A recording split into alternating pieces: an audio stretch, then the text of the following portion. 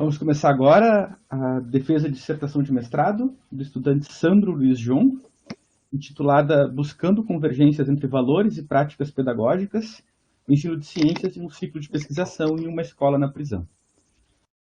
A gente tem como banca, como membro externo do Programa de Pós-Graduação em Ensino de Física, externo à URGS também, o professor Eliel Naldo Julião, da Universidade Federal Fluminense.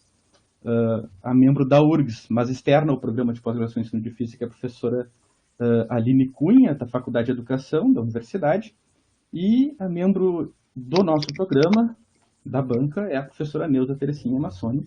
Eu agradeço de início o aceite de vocês em colaborarem com o trabalho.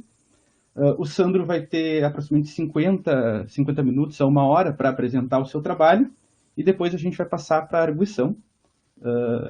Cada membro da banca vai ter entre 20 e 30 minutos, até um pouquinho mais, para apresentar as suas sugestões e críticas em relação ao trabalho.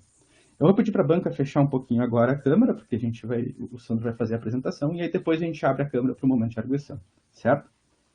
Sandro, eu vou acionar o temporizador, tá? A palavra está contigo. Obrigado. Certo. Boa tarde, pessoal. Eu queria agradecer a presença de todas e de todos nessa apresentação. E eu quero começar ela trazendo... Deixa eu traçar aqui. Trazendo uma notícia, né, que diz que o Brasil é o 9º país mais violento do mundo, segundo a OMS. A violência, né, no nosso país, ela é motivo de grande preocupação na população, né? Um grande medo, uma grande aflição. E, inclusive, esse medo ele é potencializado bastante pela mídia, que em muitos programas traz essa vinculação de muitos casos, né, e questões de violência e de criminalidade, né? Então, essa preocupação, esse medo que é potencializado também pela mídia, ela acaba influenciando, né, ou motivando a criação de políticas públicas que motivam, né, o combate ostensivo e violento à criminalidade no Brasil. Então a gente percebe que ao longo dos anos, né, desde os anos 2000, a população privada de liberdade aumentou vertiginosamente, né? A gente teve mais do que triplicado essa população. Ela diminuiu um pouco nos últimos 2 anos ali no contexto da pandemia, né, de isolamento.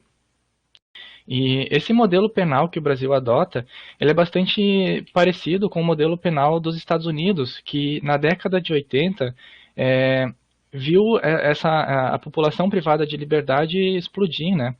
E dentro de uma política pública de tolerância zero à criminalidade, o que eles chamam de lei e ordem, né? E o que o Vacan vai chamar de criminalização da população pobre e negra.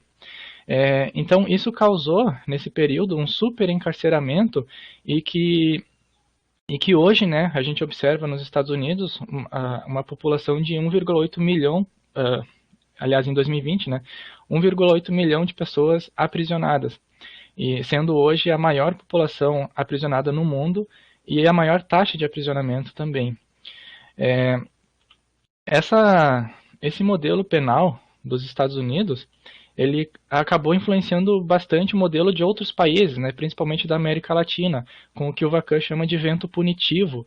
Então a gente observa, por exemplo, no Brasil, essa guerra às drogas, né, a guerra ao tráfico de drogas, que acontece principalmente nas periferias das cidades, né, nas favelas, também com essa criminalização da população pobre e negra, ocasionando também superlotação dos presídios brasileiros e também essa violação dos direitos humanos.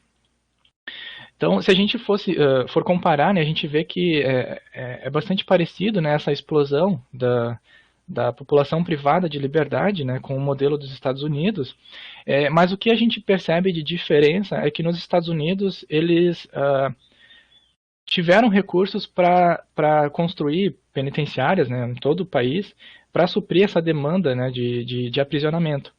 Enquanto que no Brasil, as vagas nas penitenciárias, desde os anos 2000, sempre esteve abaixo da população privada de liberdade. Então a gente vê ali que o déficit de vagas para pessoas privadas de liberdade só aumentou, né? Aliás, praticamente só aumentou desde os anos 2000.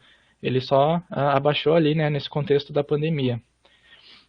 Então a gente percebe que dentro desse contexto, né, a gente vê que o sistema carcerário brasileiro ele é composto por uma superlotação dos presídios brasileiros, né, na grande maioria. A gente tem a terceira maior população carcerária do mundo, com aproximadamente 672 mil pessoas em privação de liberdade, e apenas 455 mil vagas em prisões, aproximadamente. Tá? Hoje temos 148% de pessoas aprisionadas em relação ao número de vagas, e já chegou esse número a 170% em 2019, né? Quase o dobro de pessoas por vaga em presídios.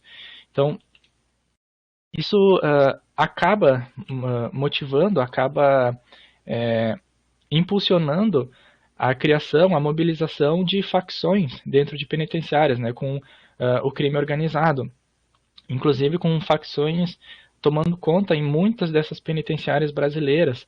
Então eles organizam galerias ali dos presídios por facções, em muitas delas. E isso acaba, então, aumentando a violência, não apenas dentro da penitenciária, mas fora dela, né? Já que há essa organização de facções. E também provocando altas taxas de reincidência no crime, o que faz com que a gente se pergunte, né, o papel das prisões no Brasil. Então, algumas perguntas, né, que a gente tem, que a gente chega a respeito disso, né, além do papel da prisão no Brasil, é o que esperar de um sujeito que retorna ao convívio em sociedade depois de passar por essas condições muitas vezes subhumanas, né, dentro do presídio. E também como que a gente poderia resolver esse problema do encarceramento. Bom, uma perspectiva que a gente julga como salvacionista ou ingênua é de que a educação, por meio da educação, é possível promover uma ressocialização do sujeito e, com isso, menos violência na nossa sociedade. Isso é mostrado bastante assim, na literatura sobre educação em prisões, né, de que ela mostra uma perspectiva bastante individualizada da criminalidade, né? Como se apenas a escolha do sujeito influenciasse no cometimento do crime. E não conta, por exemplo, fatores sociais e históricos que provocam o aumento da criminalidade. Então, uma outra perspectiva, né, uma perspectiva alternativa para isso seria de que a educação, ao invés da gente atribuir ela todo o papel por uma ressocialização que deveria ser do Estado e de políticas públicas, é que a educação ela pode, pelo menos, né, promover uma redução dos danos causados pelo encarceramento. Isso a gente encontra em vários artigos da literatura. E, bom, dentro dessa perspectiva, né, a gente chega a algumas questões que nos movem, né? Como deve ser a educação ofertada para a população privada de liberdade? Né? E como esse ensino de ciências, aliás, como o ensino de ciências se intersecciona com essa educação? Né? A gente fala do ensino de ciências por ele estar relacionado, né, ao meu projeto de mestrado, que faz parte do ensino de física, né? Do projeto de pós-graduação de ensino de física, né? E, bom, então eu vou trazer uma contextualização de como que se iniciou o meu projeto de mestrado, que vai facilitar, né, no entendimento da escolha de referenciais metodológicos, né, e teóricos. Tudo começou, então, com a Penitenciária Estadual de Canoas, que a gente chama de PECAM, né? Dentro dessa penitenciária existe então o Núcleo Estadual de Educação de Jovens e Adultos Nelson Mandela, ou NEEJA Nelson Mandela, que tem 8 professores hoje em dia, né? E um desses professores, ele realizou em 2017 um curso de especialização em física para educação básica aqui na URGS. Então, nesse curso, no projeto final, no trabalho final dele, ele utilizou a plataforma Arduino como mediador didático, né? O Arduino ele é uma plataforma de prototipagem, onde a gente pode fazer diversos projetos, né, com circuitos eletrônicos. E dentro dessa proposta pedagógica do professor, ele utilizou o referencial teórico baseado na pedagogia freiriana. Então, a partir desse projeto final, né, esse professor ele entrou em contato com os professores da URGS e, a partir desse contato, surgiu uma parceria entre a URGS e o NEJA Nelson Mandela, né, com o objetivo de aproximar a universidade e a escola e de refletir sobre essas novas práticas que ele estava implementando na escola e outras possíveis ações em conjunto com os professores do NEJA, né. Então, esse professor ele entrou em contato, mas acabamos envolvendo todos os professores da escola, no sentido de tentar promover novas práticas e talvez integrar essas práticas entre a comunidade docente. E é nesse sentido, então, que entra o meu projeto de mestrado. Então, o meu papel como pesquisador nesse contexto é de entrar, né, como um pesquisador facilitador da transformação desse contexto, de fortalecer a ligação da universidade com a escola e fornecer um suporte para o desenvolvimento das ações conjuntas do grupo, né? Cabe salientar que eu entro como um facilitador e não como a representação, digamos assim, da universidade ou de alguém que traz o conhecimento ou que traz essa intenção de mudar, né? Essa intenção ela é compartilhada por todos os membros do grupo. E bom, os referenciais que eu adotei nessa pesquisa foi o referencial teórico da pedagogia de Paulo Freire e o metodológico da pesquisação de John Eliot. No referencial do Paulo Freire, né, ele defende uma educação crítica em busca da emancipação dos sujeitos e de justiça social. Esse referencial teórico ele não foi utilizado apenas no projeto de conclusão de curso do professor, né? Ele utilizou aqui, inclusive no título do TCC dele, né? O ensino de física no sistema prisional, uma abordagem emancipatória.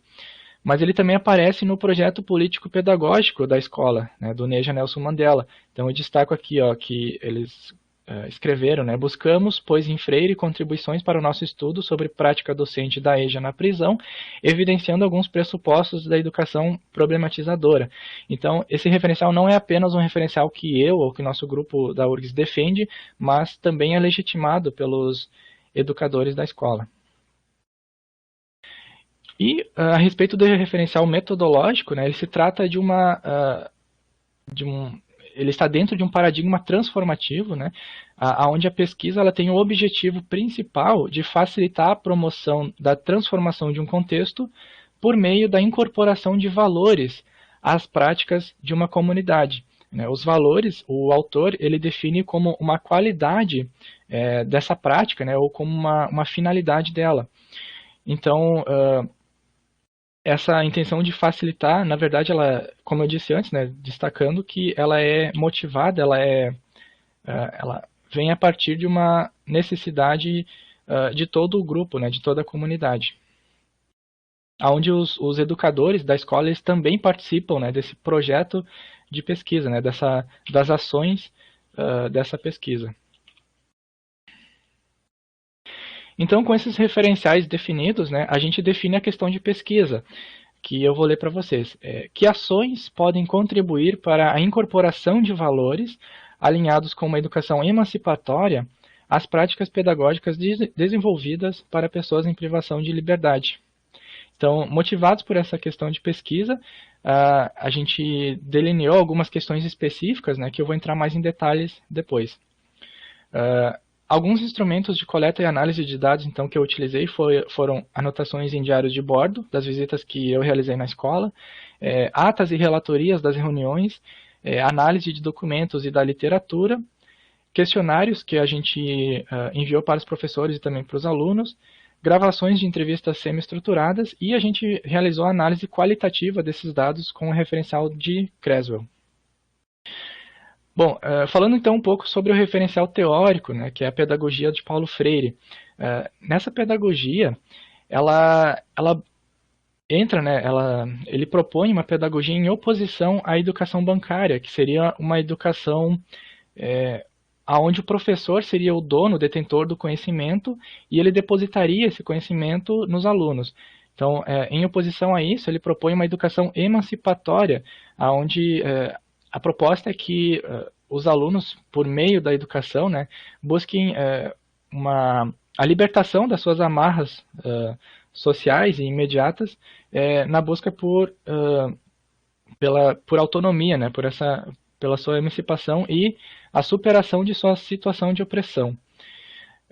Então, ela toma o sujeito como um ser histórico e social, ou seja, um sujeito com a capacidade de agir no seu meio social, na sua realidade. Ela utiliza um método dialógico que valoriza os conhecimentos dos alunos e possui valores como autonomia e criticidade, né, na busca por essa emancipação.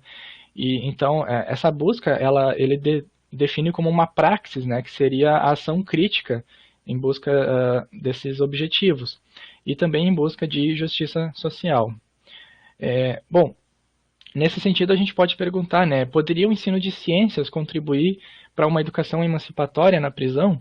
E na nossa visão, então, na educação emancipatória, a transformação de uma realidade envolve também a mobilização crítica de conhecimentos científicos. Tá?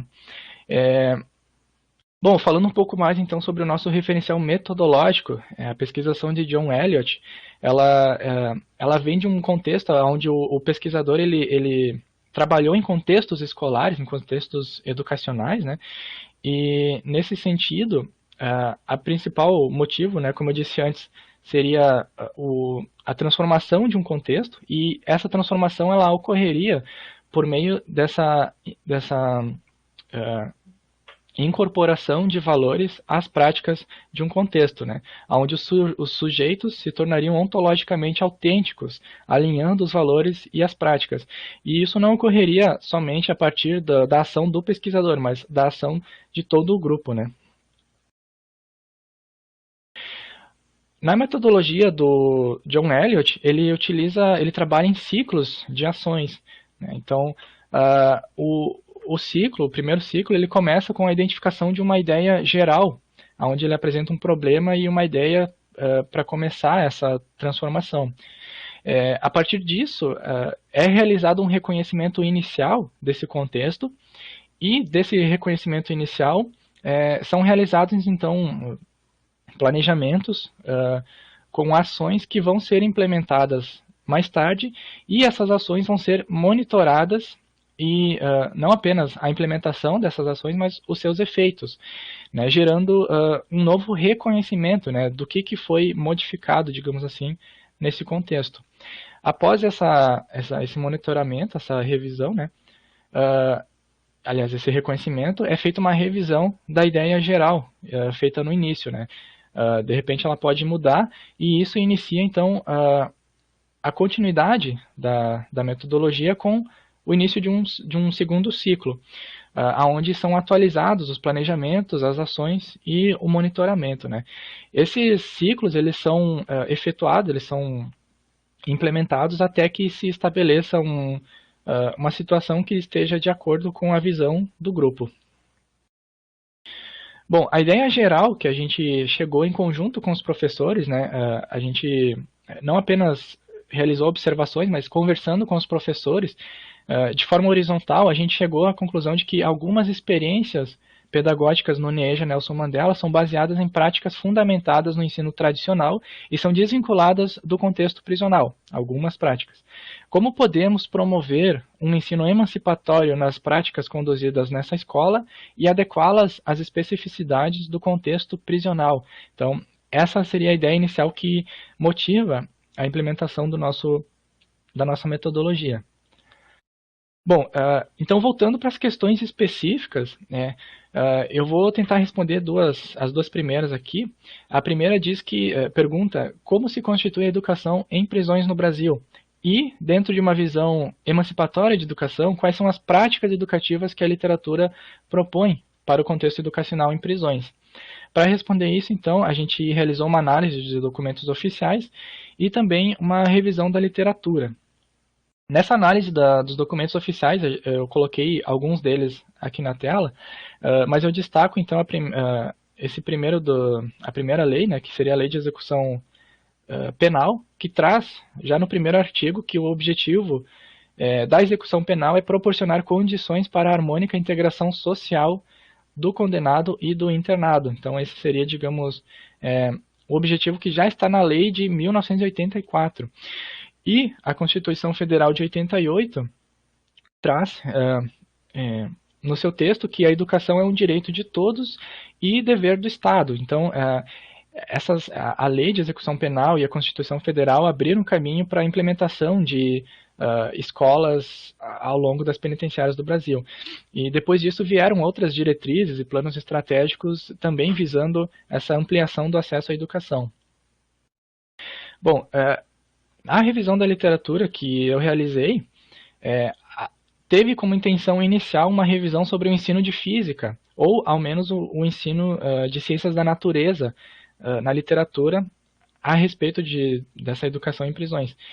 O que eu observei é que existem produções muito escassas, quase nenhuma produção a respeito desse tema dentro de um ensino de física ou de ciências. Então, a gente realizou uma mudança de estratégia nessa revisão e buscou estudar a respeito da educação de forma geral. Tá? Dentro dessa revisão, então, a gente delineou algumas questões específicas para a revisão da literatura e a primeira delas, eu destaco, então, quais são os artigos que mais influenciam a área nos últimos 10 anos. Como resposta, então, a gente buscou nos periódicos classificados de nível A1 e A2, na área de ensino e educação, e a gente pesquisou, então, em 63 periódicos por palavras-chave relacionadas à educação prisional, ou extraprisional, e termos em inglês e espanhol. Mesmo que esses termos não sejam necessariamente alinhados às nossas visões de educação, né? A gente encontrou, então, 106 artigos e fizemos a leitura e análise de 55 deles. Esse gráfico, então, ele mostra a distribuição dos artigos publicados ao longo dos anos. A gente teve produções maiores em 2013, 2016 e 2019, com alguns desses periódicos publicando edições especiais a respeito de educação em prisões. A segunda questão da literatura, então, pergunta, né, quem são os autores mais citados na área nos últimos 10 anos? A gente encontrou, então, autores que publicam a respeito de educação em prisões, né? Temos o autor Leonardo Julião e a autora Helenice Onofre. E autores que trazem uma perspectiva sociológica a respeito do papel da prisão na sociedade, né? Como os autores Foucault, o Goffman e o Vacan. E o autor Paulo Freire, né? Que fala especificamente de educação de forma geral. A terceira questão, então, da revisão da literatura pergunta, né, quais são os enfoques de pesquisa, ação e reflexão dos artigos. A gente separou, então, em algumas categorias, né? Eu destaco, então, por exemplo, análise de contexto intramuros, com autores publicando trabalhos a respeito da cultura escolar dentro das penitenciárias ou das experiências que os professores tem dentro de sala de aula, e também de metodologia ou proposta pedagógica, que a gente encontrou apenas 5 artigos. A penúltima questão, então, pergunta quais são os valores educativos que mais se destacam nos artigos analisados, e a gente encontrou, então, a gente delineou algumas categorias que representam, né, esses valores, e eu destaco, por exemplo, ressocialização, que não quer dizer que se aproxima dessa ideia salvacionista de educação que eu apresentei ali no início da apresentação, mas ela apresenta alguns valores associados à ressocialização. Por exemplo, o valor trabalho, ele está ligado a uma proposta de educação que busca a inserção do educando no mercado de trabalho, né? Então, isso poderia proporcionar de alguma forma uma integração social ou uma ressocialização. Tá? Então eu coloquei esses valores dentro dessa categoria. A gente não está fazendo um juízo de valor dizendo qual que é melhor ou pior, né? Mas é uma forma que a gente encontrou de categorizar, né, esses valores. E a gente se alinha mais a essa categoria da emancipação, né, com valores principalmente trazidos de uma educação freiriana, né, com autonomia, criticidade, enfim, e também de redução de danos, né. Bom, a última questão da revisão da literatura pergunta, né, quais são as práticas pedagógicas preconizadas nos artigos analisados que mais se destacam? A gente encontrou práticas específicas, muito poucas práticas específicas, na verdade, né? Somente ali a proposta de um cineclube, do e-learning com plataformas de ensino online e tertúlia literária, que seria uma discussão em grupo, né, de obras literárias. Mas a gente encontrou práticas mais gerais assim, de educação que se relacionam com dialogicidade, investigação do contexto, interdisciplinaridade e flexibilização curricular, que são práticas que a gente buscou também adotar com o grupo do NEJA Nelson Mandela. Indo agora para as questões 3 e 4, das questões específicas, né? A primeira delas pergunta quais são os valores e práticas educativas legitimados e desempenhados pelos educadores e educandos na escola da penitenciária investigada. E também quais são as contradições e consonâncias, sobretudo nas aulas de ciências da natureza, entre uma educação emancipatória e as práticas educativas estabelecidas no contexto da prisão investigada. Então aqui entra a parte da investigação, do reconhecimento inicial que eu realizei na PECAM. Essa penitenciária ela foi fundada em 2016, ela tem 2.808 vagas e ela se diferencia da maioria das penitenciárias por apenas 2.669 vagas estarem ocupadas, então ela não é uma penitenciária superlotada. Ela também busca receber sujeitos com pouco ou nenhum envolvimento com facções, tentando evitar esse controle de facções nas galerias dessa penitenciária. E também busca por políticas de garantia de direitos, como, por exemplo, o fornecimento de cobertores, de roupas e produtos de higiene. Bom, o NEJA Nelson Mandela, eles permitem no máximo 15 alunos por sala de aula. São 8 professores, eles dão aula de 2 horas e 15 minutos, 4 vezes por semana, porque na quarta-feira é dia de visita. E eles dão então o ensino fundamental 1 e 2 e o ensino médio, nas áreas de ciências humanas, ciências da natureza, linguagens e matemática. Então a gente tem uma imagem ali de uma sala de aula. Aqui eu mostro então uma imagem de uma galeria com as celas. Então os alunos eles são transferidos das celas até uma outra sala, né, que seria a sala de aula, que a gente percebe que ela não foi projetada para ser uma sala de aula, né, para ser parte integrante da escola, e sim como uma sala de transferência, né, mas que a gente conseguiu improvisar materiais escolares ali. Bom, nesse reconhecimento inicial que eu efetuei, eu fiz 19 visitas à escola, eu observei 31 aulas de todos os professores, e nessas observações eu fiz anotações em diários de bordo, observei a cultura escolar, conversando com os professores e com os alunos, e também tentei realizar uma integração com essa comunidade escolar, com a comunidade docente. Bom, algumas frases que eu anotei que eu achei interessante expor aqui, né? A primeira delas, um aluno fala, né, que resolver problemas de física é como seguir uma receita de bolo. Para um dos alunos foi perguntado, né, o significado de um exercício que ele resolveu. Ele disse que não sei, professor, mas é assim que se resolve. Então, mostrando de alguma forma uma concepção mais alinhada a um ensino tradicional, né, uma educação bancária. E numa das falas de uma das professoras, ela disse, né, que a gente faz papel de mãe, psicóloga e assistente social, mostrando, né, que muitos dos direitos não são garantidos na penitenciária. Bom, algumas práticas, então, que eu observei que estão alinhadas a uma educação emancipatória, que eu observei com os professores, né, foi o estímulo ao diálogo e ao debate de ideias, levantamento de questões sociais, uma educação afetiva também, legitimação dos direitos humanos e valorização das histórias e culturas dos indivíduos. E já algumas práticas afastadas de uma educação emancipatória que eu observei, eu coloco algumas delas aqui e destaco, por exemplo, disciplinas isoladas sem diálogos interdisciplinares. Eu cabe destacar que isso não é um juízo de valor, das práticas dos professores, tá? É só uma comparação, digamos assim, dessas práticas com o referencial teórico do Paulo Freire, e que também a gente não deve realizar um julgamento afastado do contexto, né? A gente está num contexto de baixa valorização da profissão dos professores. Muitos deles trabalham de manhã, de tarde e de noite, então a gente às vezes não pode esperar que eles realizem aulas muito diferenciadas do que eles já estão habituados, principalmente por causa do tempo, né, e também da baixa valorização. Bom, eu posso então alinhar aquelas perspectivas que eu observei na literatura com o que eu observei com os professores ali na comunidade escolar do Nelson Mandela.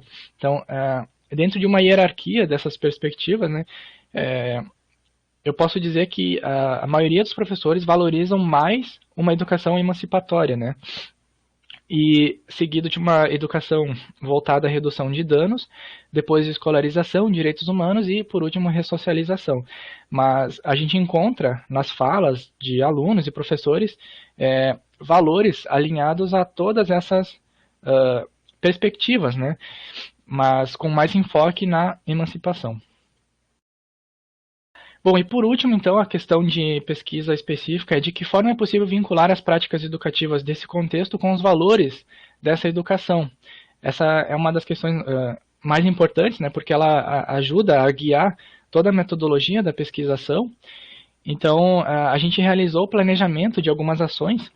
Esse planejamento foi realizado de forma horizontal, né, em debate com os professores, e uma dessas ações foi elaborar um planejamento investigativo que busque garantir a segurança e a confiança do educando para que ele possa se expressar de forma livre e verdadeira. Porque uma coisa que a gente observou é que muitos educandos podem não se expressar de forma sincera, muitas vezes com medo, né, de sofrer alguma retaliação, por causa que eles veem o professor como uma figura de autoridade da penitenciária. Então a gente tentaria buscar esse diálogo mais franco com o aluno.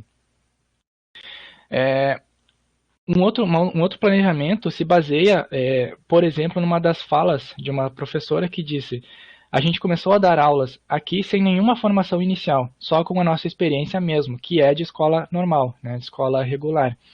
Então, a partir dessa demanda, né, dos educadores, nós pensamos em promover encontros regulares de formação e debate a respeito de temas levantados pelos próprios professores, né? Então, por exemplo, o que seria o papel da educação prisional, uma educação freiriana, né? Outra ação seria, então, implementar uma estratégia interdisciplinar de desenvolvimento e avaliação de atividades pedagógicas em conjunto e visando seu alinhamento aos pressupostos do grupo. Também, a partir disso, né, reestruturar as aulas que utilizam as tecnologias livres, né, essas aulas que o professor de ciências realiza, para vincular pressupostos da educação freiriana e do movimento do conhecimento livre, né, com a intenção de trazer criticidade a essas aulas, e esse movimento do conhecimento livre eu vou entrar mais em detalhes depois. Uma outra ação que a gente buscou no planejamento foi estabelecer um projeto de extensão na universidade para a inclusão de bolsistas e voluntários que possam trabalhar em conjunto com os educadores no desenvolvimento desses recursos que a gente iria buscar desenvolver. Então, a gente, no início de 2020, implementou esse projeto de extensão com a universidade e conseguiu bolsistas de outras áreas da educação, né, e não apenas do ensino de física. Então, por exemplo, tivemos bolsistas das ciências sociais, da biologia, da geografia e também do serviço social, né, ajudando, né, dentro dessa perspectiva de interdisciplinaridade. Bom, a gente realizou todo esse planejamento, mas logo depois veio a pandemia de Covid-19. E aí isso prejudicou bastante a nossa pesquisa, né? Porque nesse período, então, teve a suspensão das aulas por tempo indeterminado, a gente não sabia quando que ia voltar, e também tivemos que fazer uma reformulação do planejamento. E todas as atividades que a gente realizou até hoje foram atividades remotas, né? As aulas presenciais começaram essa semana lá na escola. Então, todas as ações que a gente pensou em fazer de forma presencial tiveram que ser canceladas. Novas ações que a gente buscou nesse contexto de isolamento, né? Então foram reuniões virtuais para reflexão e debate crítico sobre esses valores e práticas estabelecidos na escola, encontros de formação, e aí eu destaco alguns dos assuntos que a gente buscou debater, por exemplo, fundamentos do conhecimento livre e recursos educacionais abertos, que é um dos movimentos do conhecimento livre. Além de aprender, de debater sobre esses assuntos, né, a gente buscou também a construção de recursos educacionais abertos e de sequências didáticas interdisciplinares, fundamentados nos valores legitimados pelo grupo, nos valores de uma educação emancipatória. E por último, investigações temáticas com os educandos.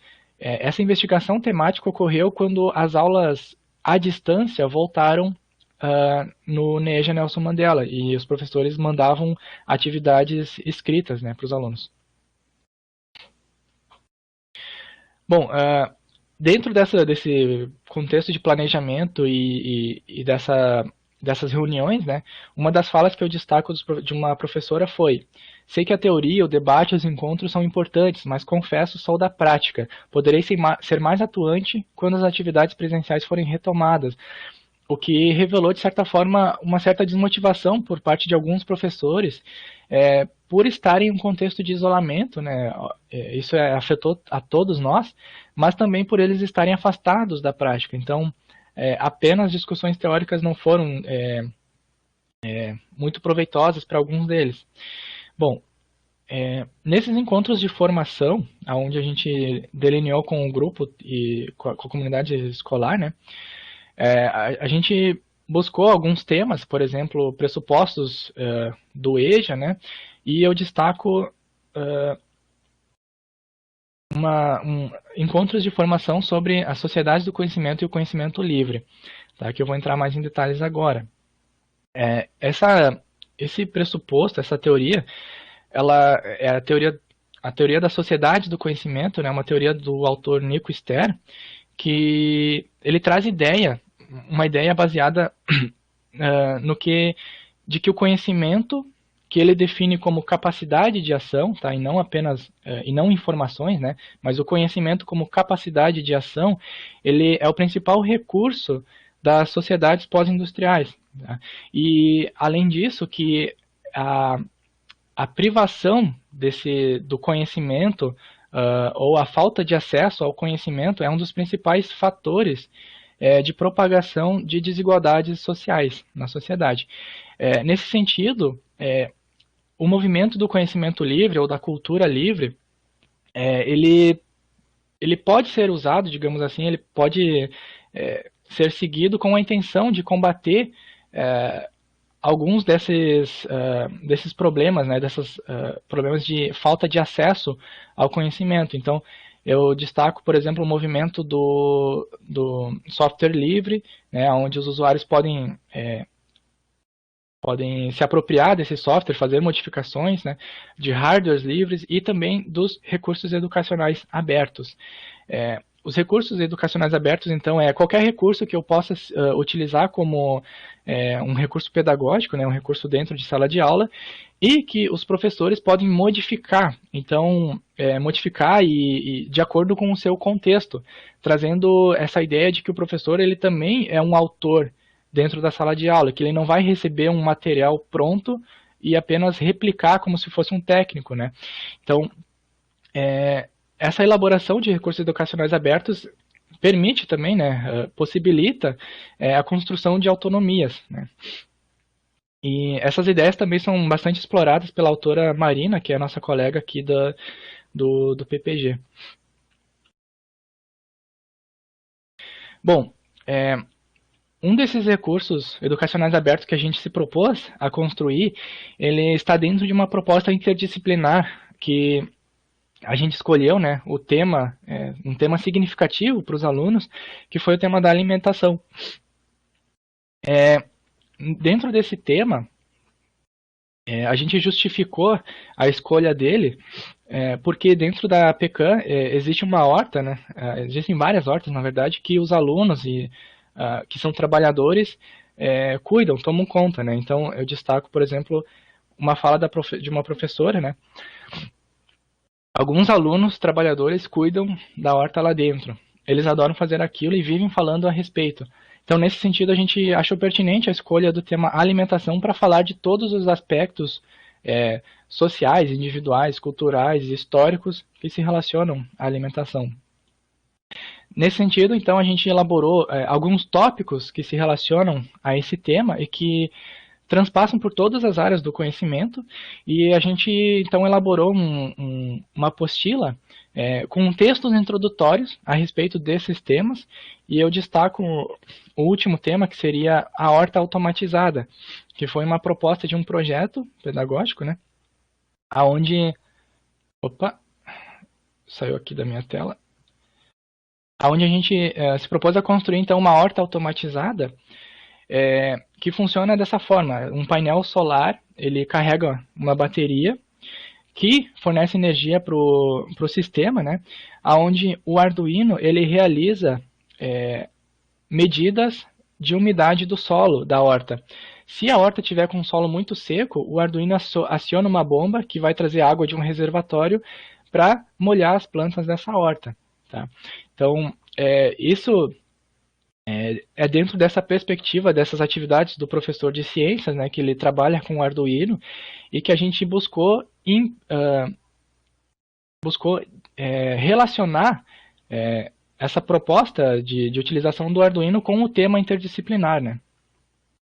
Então aqui eu mostro para vocês a capa do documento que a gente produziu, né, Cultivando Saberes, e a horta finalizada já. E aqui do lado um código para quem quiser acessar o site e verificar o material. Tá? Bom, algumas avaliações que eu posso realizar, que eu pude realizar, né, durante a pesquisa foi: os professores eles se motivam mais com a prática. A produção de materiais só foi possibilitada pela implementação do projeto de extensão, né, com a ajuda dos bolsistas de extensão, e ainda não há evidências de que uma transformação significativa tenha ocorrido, isso principalmente devido ao contexto de isolamento. Né? É difícil a gente monitorar ou fazer observações de uma prática escolar se essa prática ela ocorre dessa forma. Né? Então o ideal é que as aulas voltem e que a gente possa realizar observações. E é necessária a continuidade da parceria para a implementação de novas práticas, né? Para não só fazer alguns testes ou verificar, né, a possibilidade de uso desses materiais, mas também de dar continuidade aos ciclos de pesquisação. Bom, então eu vou trazer as conclusões da minha pesquisa, né, colocando aqui então as questões específicas e algumas respostas sintetizadas. Né. Eu tenho aqui então, como se constitui a educação em prisões no Brasil? Pela legislação, então, a gente vê que eles colocam muito essa busca pela reintegração social ou integração social da pessoa privada de liberdade. Na literatura, a gente vê bastante essa ideia de uma contradição entre a escola e a prisão, onde a prisão é uma instituição antieducativa, na verdade, que a escola entra como uma instituição contracorrente, digamos assim. E também identificamos algumas perspectivas, né, de ressocialização de direitos humanos, emancipação, escolarização e redução de danos. A segunda questão, então, fala sobre as práticas que são as práticas educativas, né, que são legitimadas pela literatura. Então eu coloco aqui aquelas práticas gerais que a gente buscou também implementar, né, como dialogicidade, investigação de contexto, interdisciplinaridade e flexibilização curricular. A terceira questão, então, fala a respeito dos valores e práticas legitimados e desempenhados pelos educadores na escola investigada e pelos educandos. Então, eu destaco que muitas aulas elas estimulam a dialogicidade, o afeto, a humanização e a criticidade. E algumas dessas aulas, né, elas têm um caráter mais tradicional, voltadas para a apreensão de conhecimentos. A quarta questão, então, é quais são as contradições e consonâncias, sobretudo nas aulas de ciências da natureza, entre uma educação emancipatória e as práticas, né, estabelecidas nesse contexto. Então, algumas práticas são desvinculadas com os diálogos críticos que já ocorriam, Então, por exemplo, os professores eles traziam debates críticos, mas que estavam desvinculados às aulas. E muitas delas já possuem um viés emancipatório, né? O que a gente poderia fazer é, na verdade, um enriquecimento, né, desses valores. E, por último, então, de que forma é possível vincular as práticas educativas desse contexto com os valores dessa educação? Então, dentro de um contexto de isolamento, que foi o que a gente conseguiu fazer, né, foi essa reflexão coletiva, horizontal e interdisciplinar entre professores da escola, bolsistas e pesquisadores da URGS, e o desenvolvimento de recursos educacionais abertos, vinculados aos valores de uma pedagogia emancipatória, né? Esse desenvolvimento dos recursos foi feito em interação constante com os professores, né? Não foi a gente desenvolvendo algo e levando para eles, né? Então, eles tiveram participação, inclusive o nome deles está como autores desses recursos. Bom, os próximos passos, então, que a gente está realizando de uma nova proposta interdisciplinar, onde o tema dessa vez vai ser saúde, que foi um tema que foram os alunos mesmos que decidiram através de questionário, e dentro dessa proposta a gente pensou também em novos tópicos, novos temas relacionados à saúde, e também a construção de um kit de saúde utilizando também o Arduino que faz medidas medidas de funções vitais, como oxidação do sangue, frequência cardíaca e temperatura. Bom, eu vou apresentar então, eu cheguei a algumas perspectivas de pesquisa para depois desse projeto de mestrado, que poderiam ser efetuados por outros pesquisadores ou num doutorado, né? E eu destaco, por exemplo, como a pesquisação poderia atuar em espaços não formais de educação em prisões. Porque a gente sabe que em muitas penitenciárias existem espaços não formais, né, como por exemplo rodas de leitura, e a implementação de uma pesquisação nesses espaços poderia ser de alguma forma benéfica, né, para os agentes desse contexto. Certo, gente? Então agradeço a atenção de todos e todas e eu fico à disposição para a banca para discussão. Ok, Sandro. Só abrir a câmera aqui.